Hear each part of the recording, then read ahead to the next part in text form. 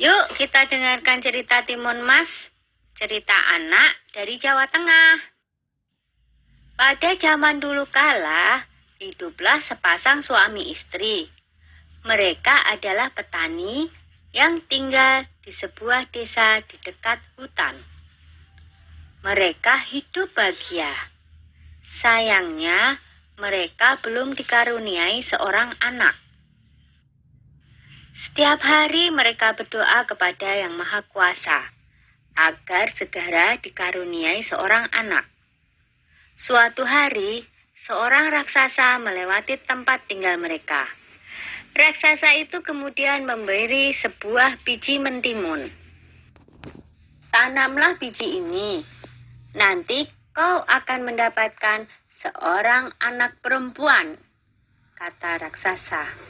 Terima kasih raksasa, kata suami istri itu. Tetapi ada syaratnya.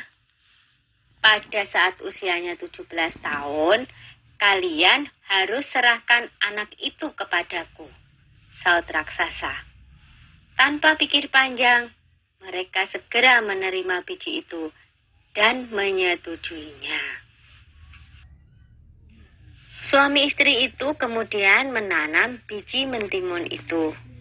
Setiap hari mereka merawatnya dengan baik. Beberapa bulan kemudian, tumbuhlah sebuah mentimun yang berwarna keemasan. Buah mentimun itu semakin lama semakin besar dan berat. Ketika masak, mereka memetiknya.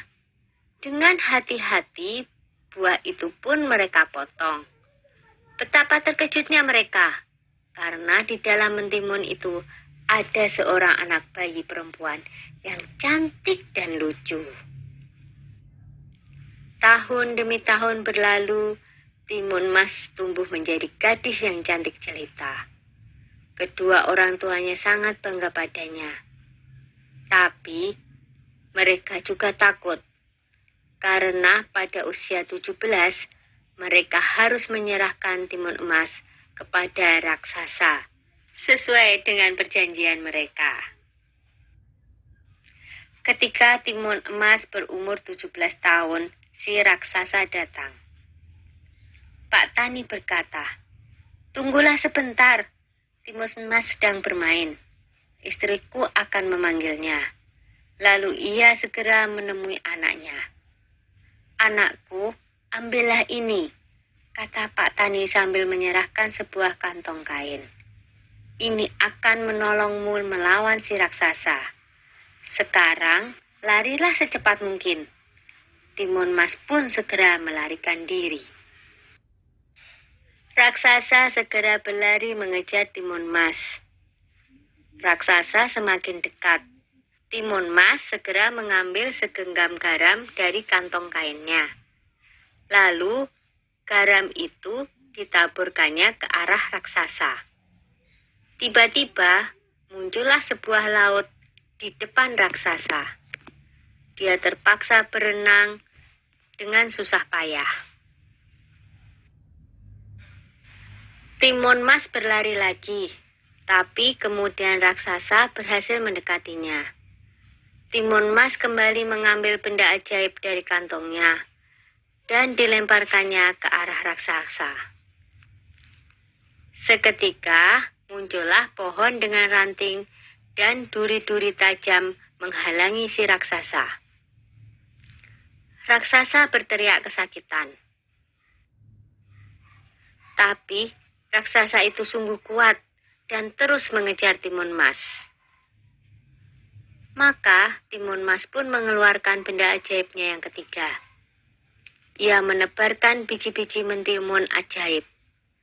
Seketika itu pula, tumbuhlah kebun mentimun yang sangat luas.